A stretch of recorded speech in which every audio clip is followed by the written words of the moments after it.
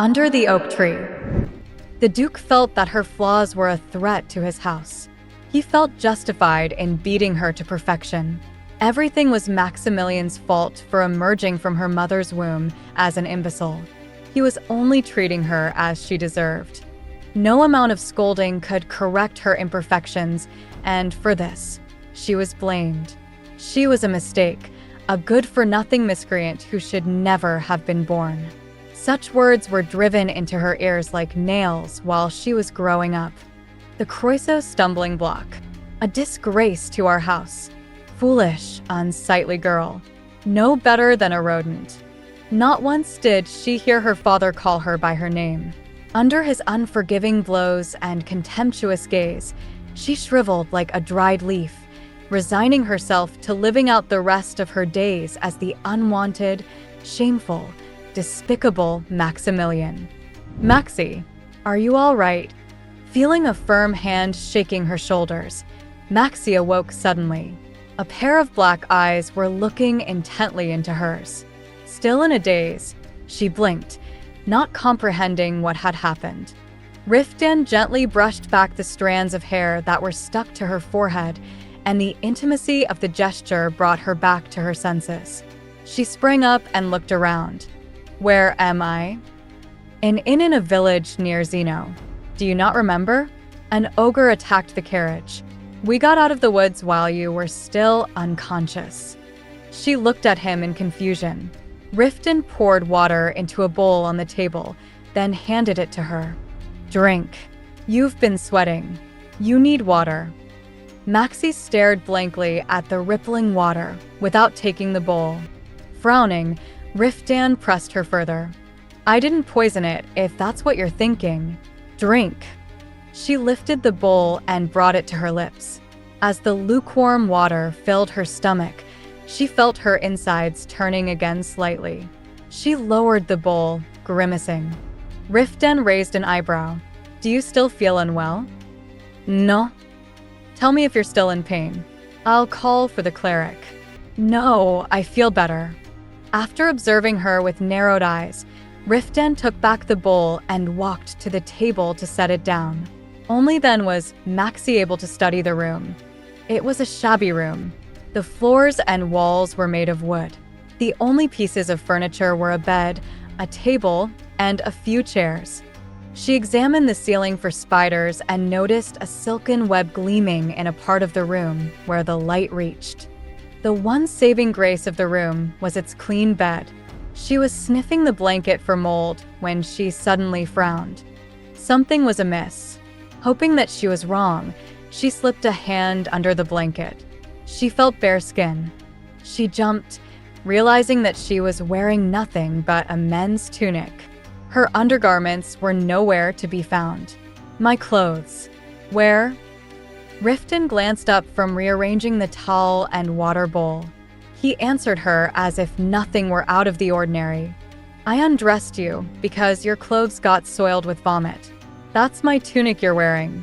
You didn't bring a single piece of clothing with you, so we had to make do with mine. Maxi opened and closed her mouth like a carp. Should she be astonished that he was blaming her for not bringing spare clothes when he had given her no time to pack? Or should she be more shocked by the fact that he had undressed her while she was unconscious? You've been unconscious all day. I'll order something for you to eat. Oh, wait. With that, Riftan left the room without a sign of guilt on his face. Shortly after, Riftan returned, seeing only Maxi's head peeking out of the blanket like a turtle in its shell. He gave a slight frown. There's no use hiding now. I already saw everything when I was cleaning you up. Cleaning me up? Riftan twisted his lips cynically in response to Maxi's question. As I've told you many times, you are my wife. We have lain together, albeit 3 years ago. What are you so ashamed about? An intense red flush-colored Maxi's body from head to foot. Sensing her distress, Riftan's face went dark. All I did was change your clothes, yet you look at me as if I violated you. You shouldn't have fainted if you didn't want me touching you. Maxi flinched as he began a tirade about fragile noble women fainting at the drop of a hat. Her eyes glistening with tears, she whispered a faint apology. "I'm sorry." He clenched his mouth shut and left the room. Maxi hung her head low. It had been less than a day since his return, yet she had already angered him countless times. Was it wise to accompany him to his estate? She bit her lips anxiously. He thought of her as his wife now, but he could change his mind at any moment. It was only a matter of time. Even now, it was evident that he disliked her, and he would surely only become crueler once he realized how useless she was. As a distinguished knight whose name was known across the continent, Riftan would be invited to countless festivities and banquets. Maxi knew better than any that she was not someone he could proudly show off at such gatherings. He would see that before long and start abusing her. Would she be better off returning to Croiso Castle sooner rather than later and begging her father for mercy? She pictured Riftan standing erect with a sword in his hand. It had taken only a single swing to cleave in half a monster 3 times his size. A whipping at his hands would cause her unthinkable harm. But so far, he hasn't struck me even once. She creased her brows at this sudden thought. He had not raised his hands against her even when he had been consumed with anger. Perhaps he was not as vicious a man as her father. But she flattened her hopes before they could bloom. They had only just reunited. There was no telling how their relationship would unfold. She was still deep in thought when the door rattled. Riftan walked into the room, a tray of steaming soup and bread in his hands. Vegetable soup and barley bread. Eat some before you sleep. Tomorrow, we leave at sunrise. He set the tray on the bedside shelf. Maxi blinked in confusion. He had stormed out only moments ago, but now here he was, bringing her food as if nothing had happened. He was truly unpredictable. He placed a wooden spoon and the bowl of soup in her hands. "What are you waiting for? Eat it while it's warm." "Thank you." She stirred the soup, blowing on it before bringing a spoonful to her lips. It was hot, but not hot enough to scald her tongue. Though she had no appetite, a few mouthfuls of savory soup helped to settle her stomach. She stole a furtive glance at Riftan while stirring the contents of the bowl. He had dragged a chair next to the bed. Without his armor, and with his long legs resting languidly, he looked 2 or 3 years younger than his age. "Why aren't you eating?" It was as if he had eyes on the back of his head. Maxi blushed, embarrassed that she had been caught stealing looks. I wanted to ask." Stammering, she asked, "I have no clothes to change into. It's late now, so I'll buy you some new ones tomorrow." "What about my clothes?" "I asked the inn's maidservants to wash them." She hesitated for a long time before opening her mouth again. "May I have my undergarments back, at least?" Unexpectedly, a deep blush spread across Riftan's face. He rubbed his face with a rough movement before reassuming a nonchalant attitude. "They got torn. I had to throw them away." "Pardon?" "They tore when I was taking them off, so I threw them away." She flinched at his brusque tone but continued to press him. "Why would you take my undergarments off?" The question seemed to take him off guard. He began to mumble a reply, his eyes avoiding hers. Suddenly, he glared at Maxi, who was still clutching the blanket like a shield. "I had no choice. You couldn't breathe, and your face was turning blue. Those dreadful undergarments of yours were just about strangling you, so I tried to loosen the straps. All I did was pull at the knot. Hell, how was I supposed to know that the skirt was sewn onto the bodice?" Her cheeks burned, and her scalp felt as though it might give off steam. Knowing that he had seen her undergarments, she wanted to sink into the ground. It had been her nursemaid who had forced her into them, convinced that it would help her win her husband's affection. She had put on the dreadful thing at her nursemaid's stubborn insistence, but she had never imagined that Riftan would see it. "I wanted to jump out of the window." Riftan sighed. "Don't make that face." I'll get you new undergarments tomorrow. Would you like to borrow mine for now? No, there's no need. She shook her head. She did not have the faintest desire to wear undergarments that belonged to someone else, much less ones that belonged to him. At the same time, she felt uneasy wearing nothing but a loose tunic. Maxi had been treading cautiously, but she could no longer suppress her curiosity. Why are you taking me with you? What? Riftan stopped in his tracks. What do you mean? I know you didn't marry me because you wanted to, so I don't know why you're taking me with you. His face hardened. She held her breath, unsure whether it had been her stutter or her question that had caused him to frown. She continued haltingly. I mean to say, we don't even know each other well enough to be man and wife. A man like you doesn't have to take me. You could have any woman. Shut your mouth. Riftan stomped back to her bed, glowering at her. If you don't want to come with me, just say it. No, that's not what Don't try to fool me. My castle may not be as large as Croiso Castle, but it's more than enough to house a slight woman like you. I have gold if gold is what you want, damn it. You'll continue to live in luxury, so enough of your nonsense. She shrank back like a frightened tortoise. Why did he think that luxury was her greatest concern? Frantically gesturing with her hands, she tried to rebut him. That's not what I'm worried about. I was just wondering why you're taking me. You're my wife. Our marriage is recognized by the church. Why should I need a reason to take you home? You're the one who remained in your father's castle even after the wedding. If you want a divorce. What? He grabbed her shoulders roughly. Hearing his rage-filled voice, Maxi went numb, feeling like a mouse before a hissing serpent. Perhaps he really would strike her this time. She clenched her eyes shut in terror, bracing herself for the blow that never came. Maxi cracked her eyes open to see a pair of black pupils gleaming with cold wrath. The hands on her shoulders shook as if they could barely contain their anger. Divorce? Are you saying you want a divorce? No, that's not what What is it then? Is there another man? Unable to make sense of Riftan's words, Maxi could only gaze fearfully at his blazing eyes. He closed in on her, spitting words out through clenched teeth. Were you with another man while I was off fighting for my life? No. Her voice faltered. His grip loosened, but his face was still contorted in suspicion.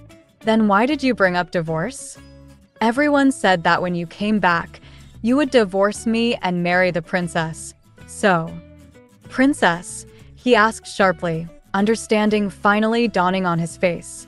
Maxi nodded, holding back tears. He blinked before emitting a stream of curses, running a hand through his hair. Blighted fools, wagging their useless tongues.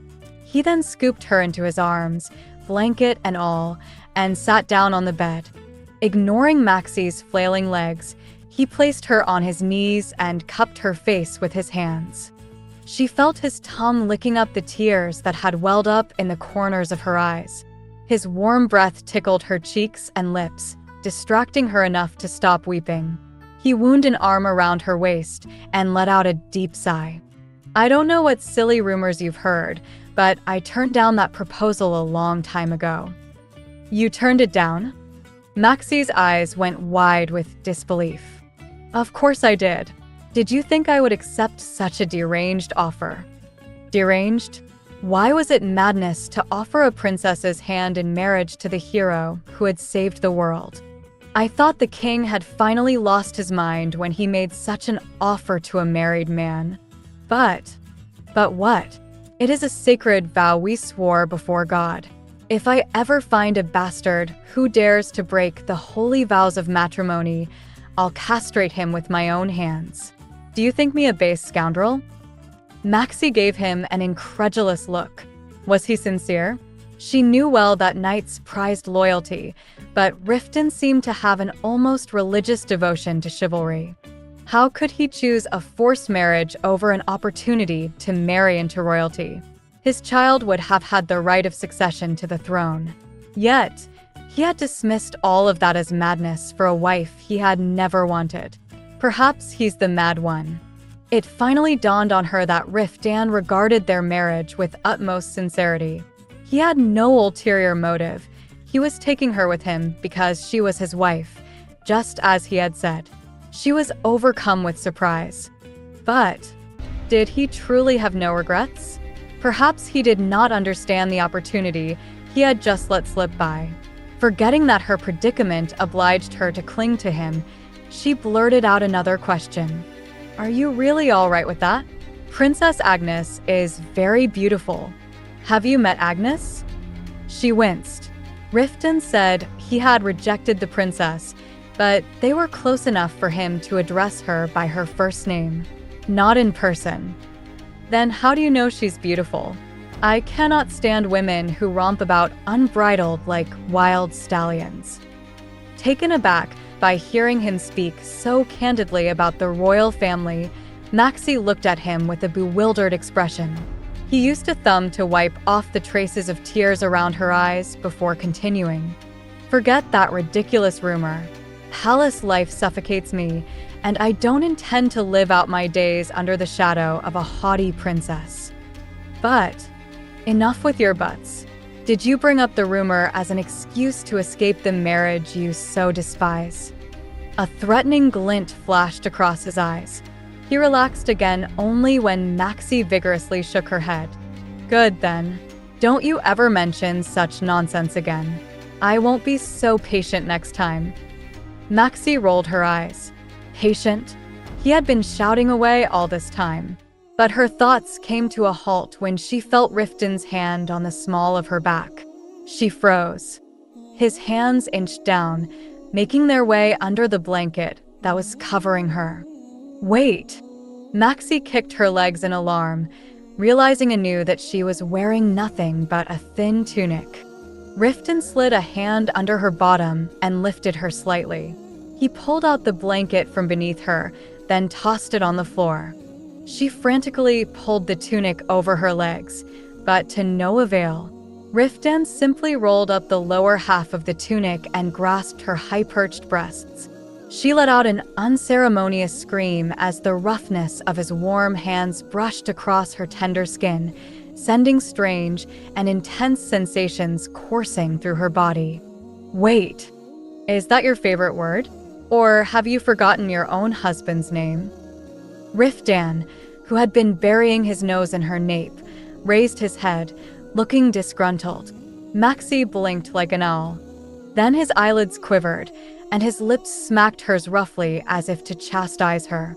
But his lips were surprisingly warm and soft, and for a moment, Maxi doubted whether those cold, harsh words had come out of those same lips. Don't look so startled. As you said, we were not married under ordinary circumstances, but there was little we could do. You must learn to accept me. He combed her hair back with his warm, firm fingers. The tenderness of the gesture surprised her. His lips incessantly explored her cheeks, temples, and ears, his warm breath tickling her nape. She felt his muscular thighs twitch under her rear. Maxi grasped Riftan's clothes without realizing it and clenched her eyes shut. She knew what this overture meant, for she had experienced it once before, and she remembered the pain that had followed. Her body stiffened, drawing a sigh from him. Try to relax. You're going to hurt yourself. But this isn't your first time. Riftan stopped nibbling on the soft flesh of her neck and gazed at her. Do you not want to? He asked hesitantly. She could only open and close her mouth in response. She did not have the heart to refuse. He had turned down a chance to marry the princess to honor his marital vows. It would not be right, she felt, to deny such a man her bed.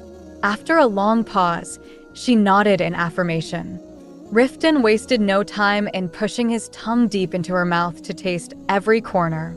She put a hand on his chest, only to pull them back in shock when she felt how fast his heart was beating. Moist lips peppered soft pecks on her chin before sliding along her neck and coming to a rest on her collarbone. Damp breath and a wet tongue caused the hairs on her nape to stand up. "Raise your arms." With a rigid movement, she obeyed. He embraced her from behind and planted a kiss on her shoulder. "I'll be as gentle as I can." Maxi watched him with trembling eyelids. His eyes greedily drank in her body. "You're beautiful," Riftan whispered happily as he admired her flushed cheeks, his face changing markedly. His piercing eyes softened, and the corners of his hard lips curved into a boyish smile. His shapely lips covering hers, his fingers touched her delicately, like a bard playing his lute. She instinctively tried to escape his touch, but Riftan only pursued her more insistently. A flash of lightning passed from her lower belly to the top of her head. Maxi held on to Riftan's shoulders tightly. She felt his thick chest rumble with laughter. "Does it feel good here?" "No, it doesn't, She was suddenly afraid.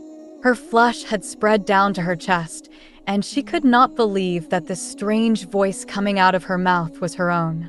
Feeling her limbs melt, she buried her face in his shoulder to stifle the moans that threatened to escape her.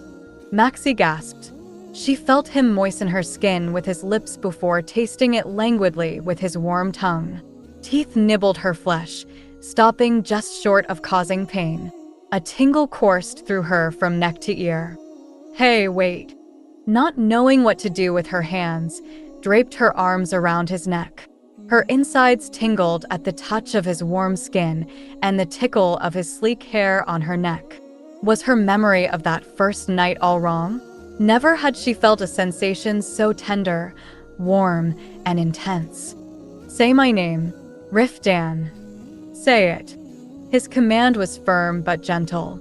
Finally, she called his name in a shaky voice. "Riftan." A shiver passed through his shoulders. He muttered something unintelligible in a guttural voice before overwhelming her with wild kisses. His brawny arms tightened around her waist with such strength that she thought she might snap in half. A passion she had never experienced before overcame her. She clung to his neck, panting. With his lips on hers, he chuckled. "It's all right. Just let yourself feel it. Stop. This was all I could think about while I was stuck in that living hell. The feel of your body, you melting in my arms. I've wanted this for so long." "That's it. Hold on to me tight." For the first time, she saw him smile. Maxi awoke to something pressing down on her bosom. Feeling suffocated, she blinked her eyes open in confusion to a tanned, muscular arm blocking her vision. She raised her head slightly to see Riftan fast asleep with his head buried in her hair. Memories of the previous night came rushing back. She blushed. Maxi had never known an embrace so passionate. Not even her own mother had held her. As her eyes roamed uneasily, it occurred to her that she should find something to wear before he woke up. If he woke up and found her like this, burying her face in her hands, she recalled how she had writhed in his arms. How could she face him? She would rather throw herself out of the window. A proper lady would never have acted as she had. She felt the heat of shame spreading across her cheeks. She had writhed and moaned. Would he not think her a wanton woman? "What are you doing?" Maxi turned to him, surprised. She had thought he was asleep, but he was observing her through half-open eyes. His arm wrapped around her waist and nimbly rolled her toward him, pinning her under him. "Riftan, it's morning." "Yes, it's morning. I was dying for you to open your eyes." He pressed his lips to her eyelids as he spoke, causing her to jerk at the ticklish sensation. A mischievous smile spread across his face as he showered light kisses on her face and ears before moving to her neck, tickling her with the flutter of a butterfly's wings. Flustered, she pushed his face away. "Please don't. Let me put on some." "Do you know how much I had to restrain myself the entire night?" "Maxi, how was last night?" It wasn't so bad, was it? Riftan. You felt good, didn't you? She would die of embarrassment before she answered him. For me, it was heaven. Do you know how hard it was for me to leave you 3 years ago? I wanted to throw the dragon campaign to the dogs and be with you. It was agony for me to rise from your bed, though I know you must have wanted me to disappear. I still feel the same way. When I'm with you, I can't hold back. It is your bad luck, being the wife of a man like me. Maxi was convinced that she was the inadequate half in their marriage. As her father had said, the marriage was a blessing beyond what she deserved. Why, then, did Riftan think she was unfortunate? But her thoughts soon grew hazy, eclipsed by the heat kindling within her. Riftan, I love this. Had it not been for that accursed lizard, I could have bedded you every day and every night. We could have had children of our own by now. He suddenly stopped at the sound of someone banging loudly on the door. Damn you. What do you want? Time to wake up, Commander. The sun's high in the sky. How long are you going to lounge about in bed? A loud yell came through the door, and Riftan threw a fierce look at the speaker as if he could see through the door. Did I not tell you I'd gut you alive if you disturbed me again? Do you have a death wish? Can you not contain yourself until you're back home? We have to leave for the capital as soon as we reach the estate. Delaying things by a day or two isn't the end of the world. Stop whining. Commander. I'm coming. You ruined the mood, you little bastard. Riftan ran a hand through his hair, and Maxi stiffened as he spat out expletives that she had never heard in her life. He sprang up with a look of annoyance. Get the carriage ready. We'll depart soon. In response, the man behind the door stomped away. Riftan let out a great sigh and looked at the floor. I really shouldn't have brought those bastards with me. Wait here. I'll go and find something for you to wear. She nodded, her pale face peeking out of the blanket. Riftan was picking up his clothes from the floor when he noticed her tears and frowned. What's with the waterworks?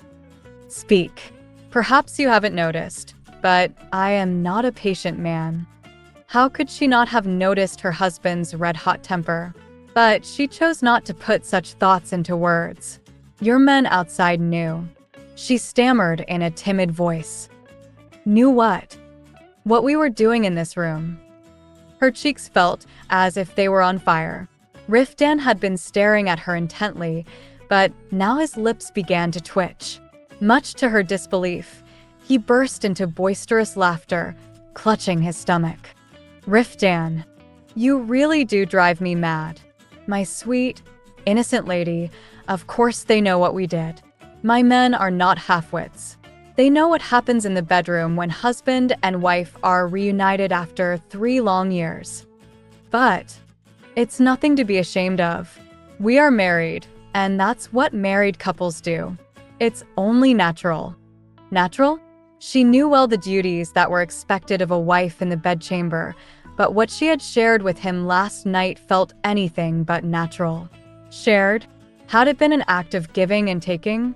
Her own thoughts surprised her. Had it not just been a right she needed to endure to bear a child? He gave her a playful peck on the tip of her nose before setting her down. Wrapped in the cocoon of her blanket, she rubbed her nose and watched Riftan pick up and put on his clothes one by one. She quickly averted her eyes, but he seemed unfazed by his own nakedness. He was fully clothed, armored, and giving her instructions in no time. Wait right here. She nodded. She was in no state to leave the room. Her shaking legs would give out if she tried to stand. When Riftan strapped on his sword and left the room, she crawled to the headboard to crack open the window.